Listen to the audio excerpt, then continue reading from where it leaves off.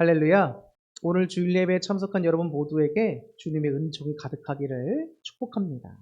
오늘은 본문의 말씀을 통해서 끝까지 견디는 자가 구원을 얻으리라 라는 제목으로 말씀을 전하도록 하겠습니다. 예수님은 제자들을 부르셨습니다. 그러면서 제자들에게 어떤 교육을 시키셨는가? 예수님은 제자들에게 말로만 말씀하시지 않았어요.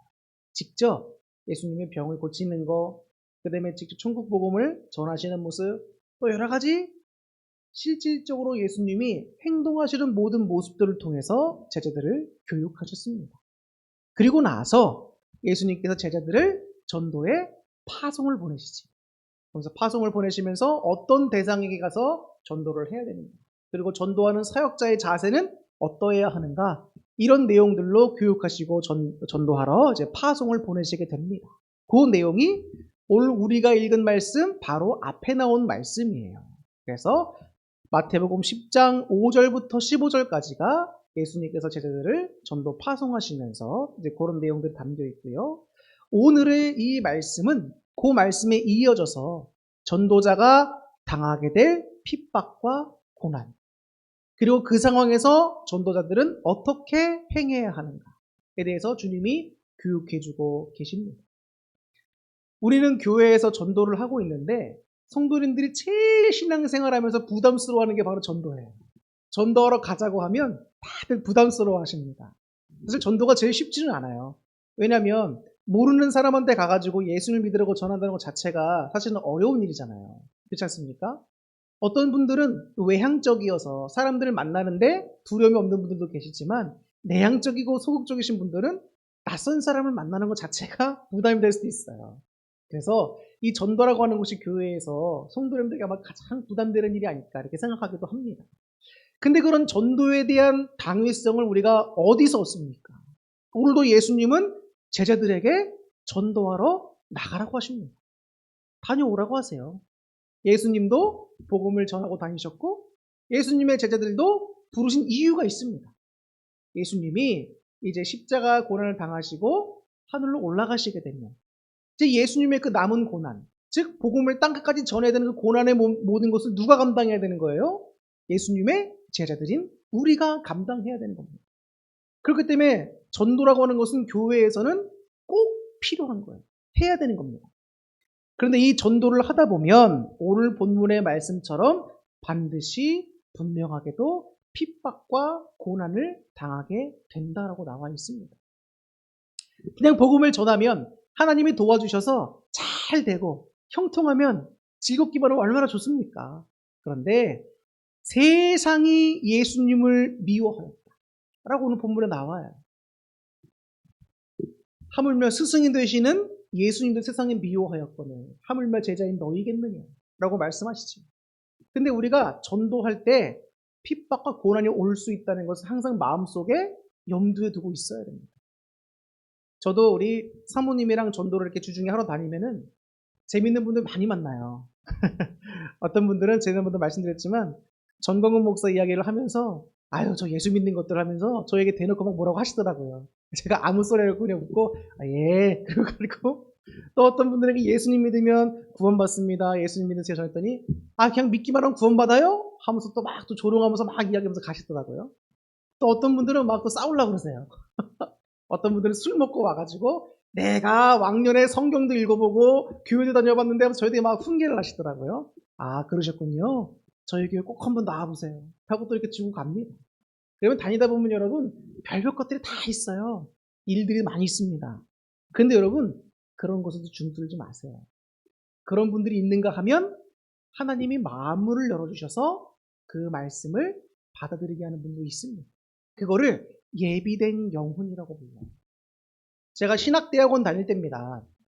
신학대학원 다닐 때인데 제가 지하철 타고 이제 오산에서 제 집이 오산이었어요. 오산에서 서울 서대문에 있는 신학교까지 이렇게 지하철 타고 맨날 이렇게 통학했습니다. 그런데 그 지하철을 타고 다니다 보면은 여기에 빨간색 조끼 입고 예수천국 불신지역 적어놓고 이렇게 피켓 같은 거 들고 다니면서 지하철 안에서 꼭 이렇게 예수님 안 믿으면 지옥 갑니다. 예수님은 천국 갑니다. 딱 이거 단순한 메시지지만 이렇게 다니시는 분들이 계셨어요. 근데 제가 그 어린 마음에 대학원 때니까 어린 마음에 저런 분들을 보면 왜 저렇게 전도하실까? 라는 생각이 들었어요. 왜 저렇게 굳이 전도하실까? 다른 더 좋은 방법들이 많은데. 사람들이 저렇게 싫어하는데. 굳이 저렇게 해야 될까? 라는 생각이 들었었어요. 그런데 같이 가고 있던 저보다 형이었어요. 형이었는데 같은 동기죠? 근데 이분이 하나님께 많은 은사를 받은 분이에요. 그러니까 영적인 눈이 조금씩 열려 있었나 봐요. 근데 그 형이 저한테 팔꿈치를 툭 치더니, 야, 정훈아, 너 저 전도하는 분 저렇게 전도할 때 너 어떻게 생각하냐? 제가 솔직히 그랬어요. 형, 나는 조금 저건 아닌 것 같아. 저 방법은 아닌 것 같아. 이렇게 얘기했습니다. 근데 그 형이, 야, 하나님께서 저 사람 저 사람에게 영혼을 열어주시고 계셔. 이러는 거예요. 제가 그 얘기를 들으면서, 아, 하나님의 역사는 어떻게든지 일어날 수 있는 거구나. 내가 쉽게 함부로 평가할 수가 없구나. 아, 이런 생각이 들었습니다. 그래서 우리가 전도를 할 때는 여러 가지 방법으로 다양하게 해야 돼요. 이런 방법도 하고 저런 방법도 하고, 최소한 내가 못하는 방법으로 하고 있는 사람들을 손가락질하지는 안 됩니다. 그 사람들도 하나님이 그렇게 또 쓰시고자 하는 방향이 있는 거예요. 자, 그러면서 전도자가 전도할 때 여러 가지 어려움이 있을 수 있습니다. 그러면서 오늘 본문에 뭐라고 나와 있냐면, 세상에 있는 권력자들한테 핍박을 당할 것이다. 그리고 세상에 있는 많은 예수님 안 믿는 사람들, 싫어하는 사람들이 너희를 핍박하여 그런 공회나 이렇게 권력자들에게 넘겨줄 것이다. 이렇게 이야기하고 있습니다. 더 나아가서는 심지어 형제, 자매나 가족들까지도 예수님을 믿고 전하는 가족들을 넘겨줄 것이다라는 거예요. 이것은 여러분, 이 가정에 대한 이야기를 좀 더 우리가 말세로 가야지 나오겠지만, 말세로 갈수록 가정에서의 사랑과 윤리마저도 다 깨질 거라는 내용이 이미 예언되어 있는 거예요.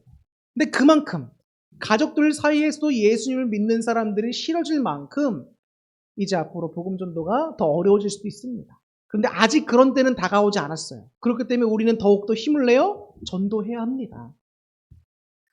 주님께서 말씀하십니다. 근데 이렇게 힘든 일들도 있고 고난도 있을 수 있지만 절대 걱정하지 말라는 거예요.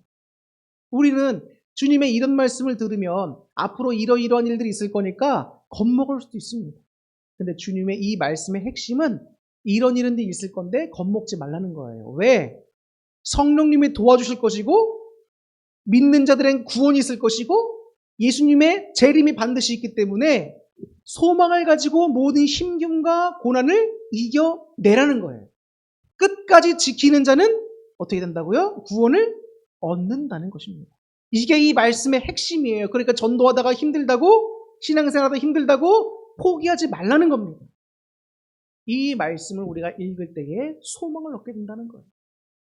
여러분, 아무리 힘들어도 여러분, 결과가 좋다면, 결과가 어떤 것도 비교할 수 없는 큰 보상이 주어진다라고 한다면 얼마나 여러분 일할 맛 납니까? 일이 잘 돼서 결과가 좋아서 인센티브도 받고 한다면 얼마나 일할 맛 나요? 그런데 만약에 일을 했는데, 최선을 다해 했는데 결과가 별로 없다거나 만족스럽지 않다거나 하면 마음이 속상하지. 제일 또 속상한 것 중에 하나가 뭡니까? 일은 일대로 했는데 욕먹을 때 얼마나 힘들어요. 속상하죠. 그런데 주님께서 우리에게 성령님을 통해서 도와주시겠다는 것뿐만 아니라 끝까지 견디고 충성하는 자에게는 구원까지 허락해 주시겠다는 거예요. 이만큼 큰 보상이 어디 있습니까? 큰 은혜가 어디 있습니까? 우리는 오늘도 건강하게 살고 생명을 좀 더 유지하기 위해서 얼마나 건강 관리하고 식단 조절하고 얼마나 노력하며 삽니까? 근데 그래도 결국은 죽는단 말이에요.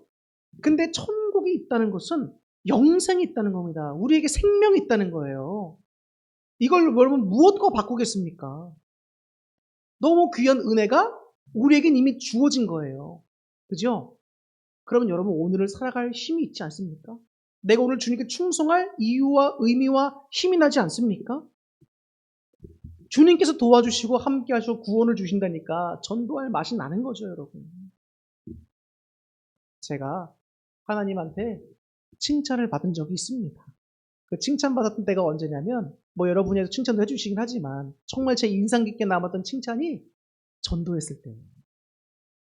제가 말씀드렸잖아요. 저희는 전도할 때 짧은 내용으로 전도합니다. 어차피 더 지나가는 분들 바쁘시기 때문에 많은 말씀을 전할 수도 없어요. 안녕하세요, 반갑습니다 하면 사람 쳐다보잖아요. 예수님은 구원이십니다. 이렇게 하고 전해주고 가는 거예요.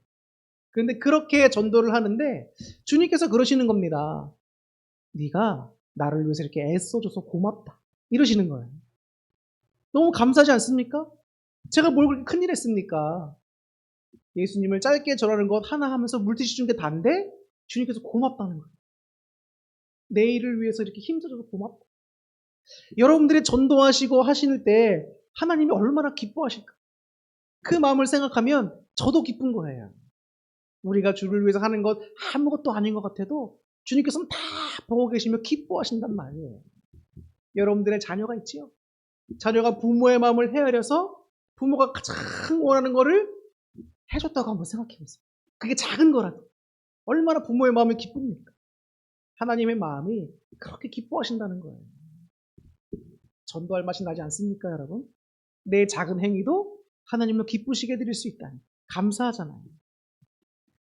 그 본문 16절을 보면 주님께서 이렇게 말씀하십니다. 내가 너희를 보냈다는 거예요.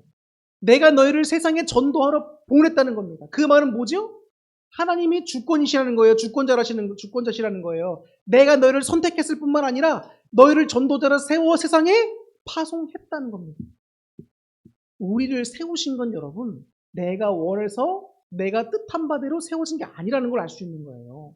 목회자는 여러분, 정말 제가 신앙생활을 할수록 느끼게 됩니다. 야, 이거는 진짜 하나님이 부르시지 않았으면 안 되는 일이다. 그냥 여러분, 돈 보고 자기가 원해서 목사 되는 사람도 있습니다. 그런데 하나님께서 부르신 목사님들도 있어요. 근데 하나님이 부르신 목사님들이 하는 걸 딱 보면 참 이게 신기합니다. 하나님께서는 똑똑한 사람들이 목회를 잘하게 또 하지도 않으세요. 참 희한해요. 우리 대학원 동기들 보더라도 여러분, 학교 다닐 때, 이야, 저 사람은 진짜 꼴통 같다. 근데 지금 큰 교회 목회하고 있어요. 근데 저 사람은 진짜 똑똑하다. 지금 변호사 하고 있어요. 목회 때려치고.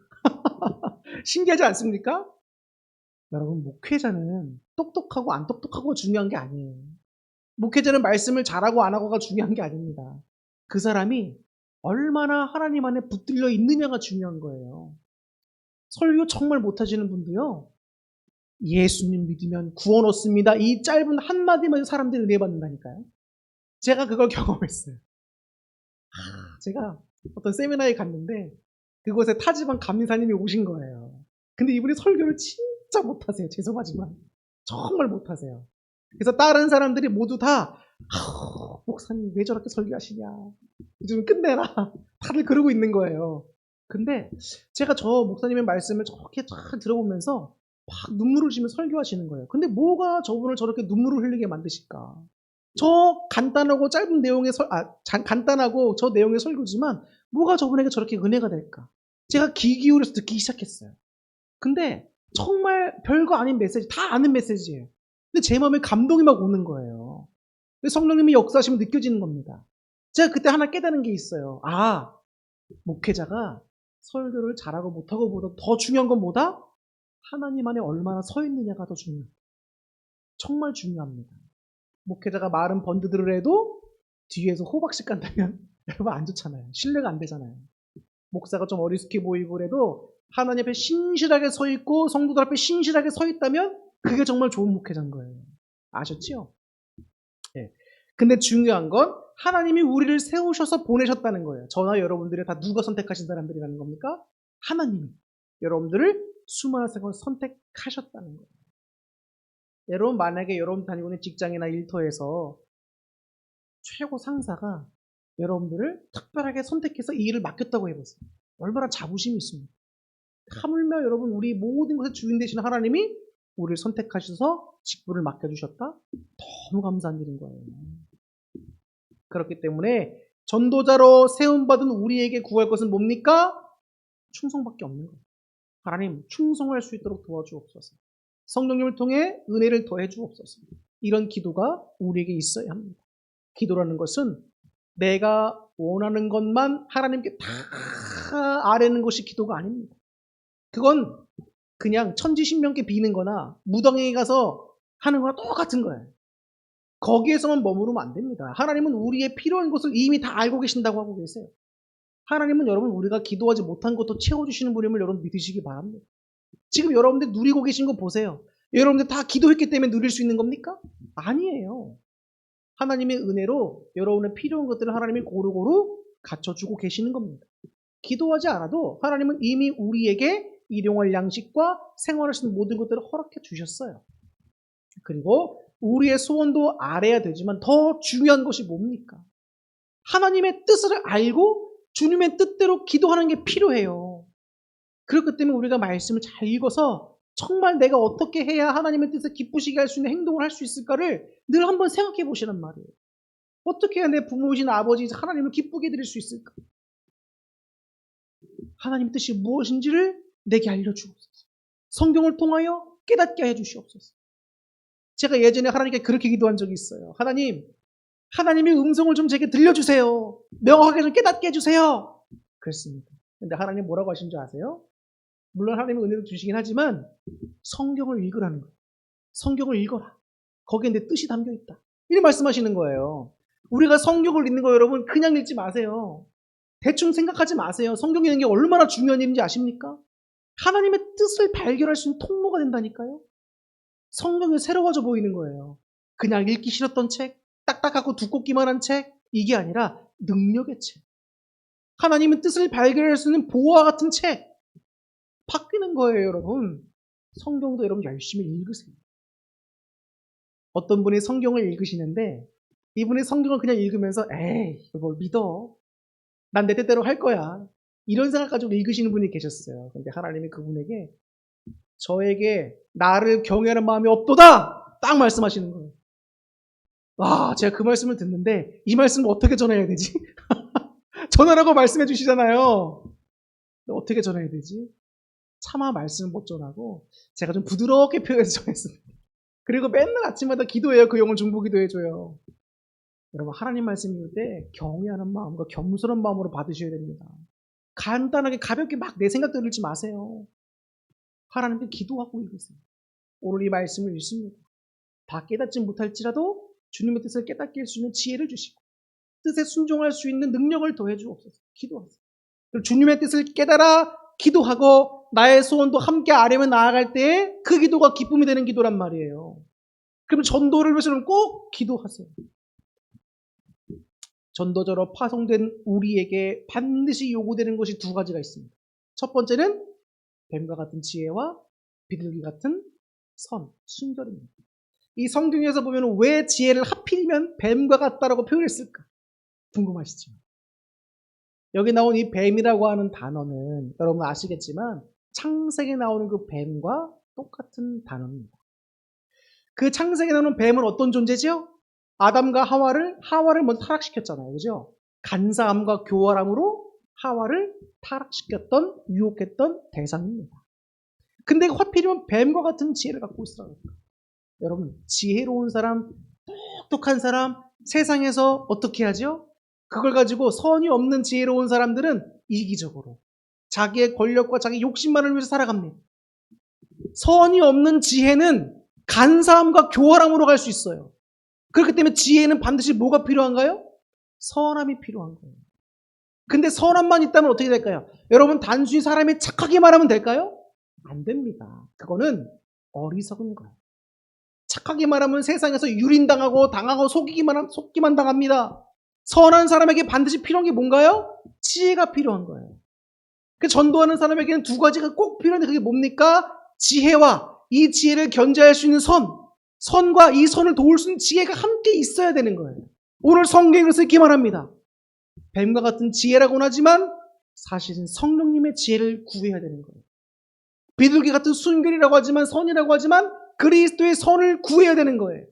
그래서 우리 믿는 사람들은 성령의 지혜로 그리스도의 선으로 무장하여 전도할 수 있어야 되는 겁니다. 만약에 여러분들에게 한번 상황이 주어졌다고 생각해 보세요.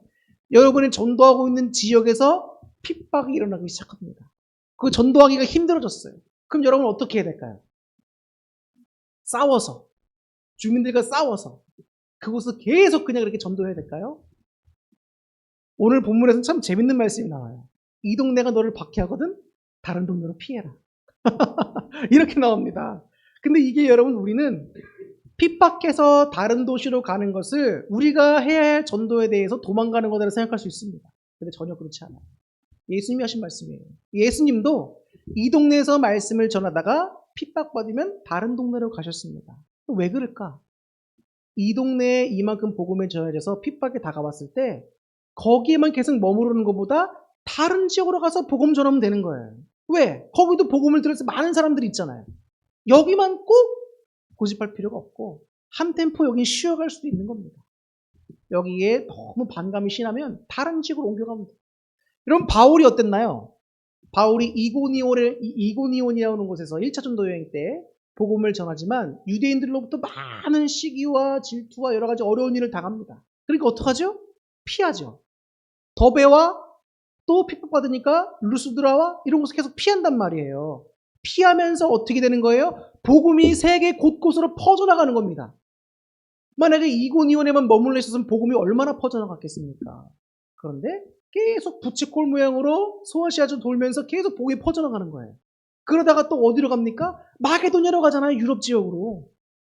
거기서 또 스페인으로 가게 되고 복음이 계속 퍼져나가는 거예요. 박해하는 곳에서 떨어져서 딴 데가 전하니까. 우리가 한 곳에서만 너무 복음 전파하는 것도 좀 한번 고려해 봐야 될 내용입니다. 이 동네에서 핍박한다면 다른 곳으로 피하는 것도 지혜예요. 하나님은 어떻게든지 선으로 역사하신다는 믿음이 있어야 됩니다. 그렇기 때문에 우린 패배했다, 낙심된다 이렇게 할 필요가 전혀 없다는 거예요. 어저께 저희 희망전도대원분들이 오셨습니다. 우리 지방에서 여기 희망교회와 또 우리 여기 어디야 경인교회에서 성도님들이 와주셔서 함께 전도하러 나갔어요. 또 우리 여기 무지개 아파트하고 인근 빌라들하고 아이즈빌 사거리 또 그 위에 있는 길까지 쭉 가면 전도를 다 했습니다. 그런데 전도를 마치고 돌아왔는데 성도님들이 조금 낙심된 모습이 보이는 거예요. 너 무슨 일 있었냐고. 그러니까 무지개 아파트에서 경비 아저씨가 오더니 전도하지 말라 그랬다는 거예요. 자들이 전도를 해서 못했다는 거예요. 그래서 그렇냐고. 혹시 민원 들어왔을 수도 있으니까 제가 뭐 알아보겠다고. 그리고 이제 다 다독여서 보낸 다음에 제가 가서 물어봤어요. 혹시 아파트에 저희가 전도해서 민원이 들어왔습니까? 라고 물어봤더니 그러는 거예요. 그런 거 없고 그냥 내가 생각할 때 이렇게 문제될 것 같으니까 내가 못하도록 다 막았다는 거예요. 경비 아저씨가.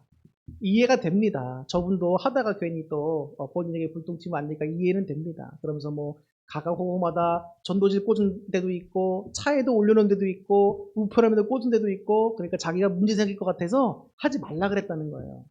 그래서 그랬습니다. 제가 그러셨군요. 그러면 저희가 어떻게든지 좀 경비 아저씨에게 피해가 안 되도록 저희가 깔끔하고 그다음에 우편함에만 잘 꽂아놓겠습니다. 그렇게 이야기하고 왔는데 여러분 이것도 여러분 전도하는 사람들의 심리적 타격을 꽤 줄 수 있는 일들이에요. 그리고 우리 여기 1층에 보면은 원래 문 앞에 우리 교회 예배에 대한 내용들을 이렇게 해서 붙여놓은 게 있었어요. 근데 누가 왔는지 모르겠어요. 근데 그거를 누가 팍 떼가지고 구겨서 보란 듯이 우리 교회 앞에 팍 던져놓고 갔어요. 제가 이걸 보면서 느낍니다. 우리 아파트에도 이런 걸 또 이렇게 달가워하자는 분도 계실 수 있지 생각하면서 그래 우리 아파트도 물론 전도할 거지만 이곳에서 힘들어지면 나가면 된다. 이런 생각도 드는 거예요. 근데 포기하지는 않습니다. 다음 주도 할 거예요. 그런데 싫어하는 분들이 계시고 민원이 들어오면 나갈 겁니다. 나가면 돼요. 왜? 여기도 소중하지만 다른 데도 다 소중하기 때문에 나가면 되는 거예요.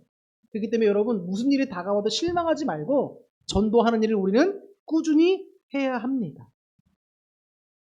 그래서 오늘 말씀이 많이 있지만 이제 설교를 좀 요약하면서 마치려고 해요. 여러분 본문에서 우리에게 교훈하는 것은 여러분 뭡니까? 전도자가 대면할 환란이 있다가 아닙니다. 그거는 일어날 수 있는 일이지만 더 중요한 것은 그럴지라도 성령님의 도우심이 있고 주님의 구원이 있고 재림이 있다는 거예요. 그게 믿는 자에게 주어지고 충성된 자에게 주어진다는 거예요. 그렇기 때문에 오늘도 힘을 내어 주어진 사명들을 감당하라는 겁니다. 이게 핵심이에요. 주어진 사명들을 끝까지 감당하면 구원이 있으리라는 겁니다. 애쓰고 수고함에 대한 상을 주신다는 거죠. 이 말씀을 기억하세요. 그래서 여러분 삶 속에서 전도하다가 혹은 신앙생활 하다가 낙심하지 마세요, 여러분. 낙심할 필요 없습니다. 우리 제가 말씀드렸죠? 사람의 신앙의 사이클이 있다고. 사람의 신앙이 계속 올라가거나 일정 수준만 잘 높여서 유지해만 해도 얼마나 좋습니까? 근데 사람은 올라갔다 내려갔다를 반복해야 믿음이에요. 이게 누구나 다 똑같습니다. 목사도 마찬가지, 성도도 마찬가지. 믿음이 올라갈 때는 주여 하다가도 믿음이 떨어질 때는 주여, 이럴 수가 있습니까? 이렇게 될 수 있는 게 우리 사람이라고요. 그렇기 때문에 여러분 실망하지 마세요. 내 믿음이 지금 좀 힘든 상황에서 내려갔다고 실망하지 마세요. 진짜 믿음 있는 분들은 그런 가운데서도 다시 주님을 힘입어 일어납니다. 그렇기 때문에 주님이 오늘도 우리를 도우고 계신다. 내가 좀 열악한 모습을 주님께 보여서도 실망하지 마세요. 주님은 이미 다 알고 계시면서도 우리를 불러주셨고 사랑하시고 구원을 인도하고 계시단 말입니다. 그렇기 때문에 낙심하지도 말고 오늘 묵묵히 주어진 신앙의 일과 사명의 길을 다하여서 종국에는 구원을 받아 누리시는 복된 우리 성도님들 될 수 있기를 주님의 이름으로 축원합니다. 기도하겠습니다.